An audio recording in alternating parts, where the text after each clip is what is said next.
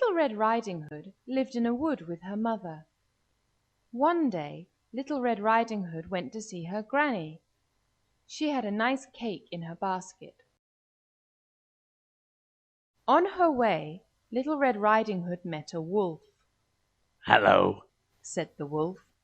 "Where are you going?" "I'm going to see my grandmother. She lives in a house behind those trees." The wolf ran to Granny's house and ate Granny up. He got into Granny's bed. A little later, Little Red Riding Hood reached the house. She looked at the wolf. "Granny, what big eyes you have!" "All the better to see you with," said the wolf. "Granny, what big ears you have!"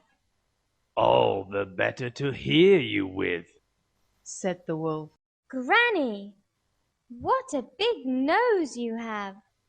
"All the better to smell you with," said the wolf. "Granny, what big teeth you have!" "All the better to eat you with," shouted the wolf. A woodcutter was in the wood. He heard a loud scream and ran to the house.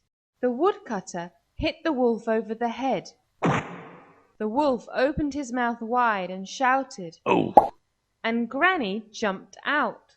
The wolf ran away, and Little Red Riding Hood never saw the wolf again.